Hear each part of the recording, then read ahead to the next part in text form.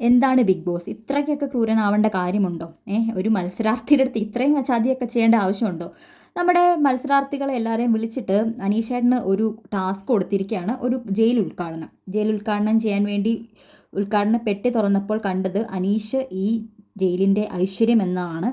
Means അങ്ങനെയൊക്കെ ഒരു എഴുതി വെച്ചിട്ട് ഒരാളെ മാനസികമായി ഒരു വിഷമം കൊടുക്കുക എന്നൊക്കെ പറഞ്ഞാൽ, ബിക്കോസ് ഓൾറെഡി പുള്ളിക്ക് നല്ല വിഷമമുണ്ട് ഇത്രയും വട്ടം ജയിലിൽ പോയത്.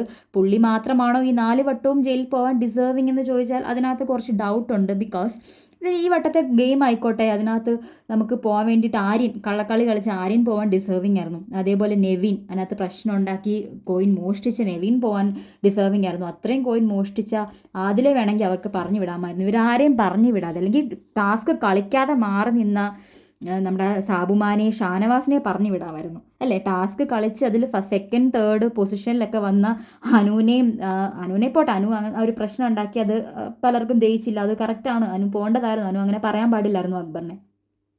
പക്ഷെ ടാസ്ക് ഒക്കെ കളിച്ച് ജയിച്ച ഒരു ആളെ ജയിലിലേക്ക് പോകാൻ ഡിസേർവിങ് ആണോ എന്ന് ചോദിച്ചാൽ അല്ലെന്ന് തന്നെ പറയേണ്ടി വരും. അതും കഴിഞ്ഞിട്ട് ഇങ്ങനത്തെ ഒരു പ്രീഡനവും കൂടെ നമ്മുടെ അനീഷ് ചേട്ടന് കൊടുക്കാന്ന് പറഞ്ഞാൽ നല്ല കാര്യമായിട്ട് തോന്നുന്നില്ല. പുള്ളി ഇങ്ങനത്തെ കാര്യങ്ങളൊന്നും കുറച്ച് സീരിയസ് ആയിട്ട് എടുക്കുന്ന ഒരു വ്യക്തിയാണ്. ഇതിനൊക്കെ ഭയങ്കര ഒരു ഇമ്പോർട്ടൻസ് കൊടുക്കുന്ന വ്യക്തിയാണ്. ഓരോ കുഞ്ഞു കാര്യങ്ങൾക്ക് പോലും പുള്ളിക്ക് ഒരു ഇമ്പോർട്ടൻസ് ഉണ്ട്. ഇതൊക്കെ ചെയ്യുമ്പോൾ പുള്ളിക്ക് ഭയങ്കര ഒരു വിഷമമാണ്. ബിഗ് ബോസ് ഞാനാണോ ജയിലിലേക്ക് വരാൻ അത്രമാത്രം യോഗ്യനായിട്ടുള്ള ഒരാളെന്നുള്ള ചിന്തയൊക്കെ പിന്നെ വന്ന് ജയിലിൽ വന്നിട്ട് ബിഗ് ബോസിൻ്റെ അടുത്ത് ചോദിക്കുന്നൊക്കെ ഉണ്ട്.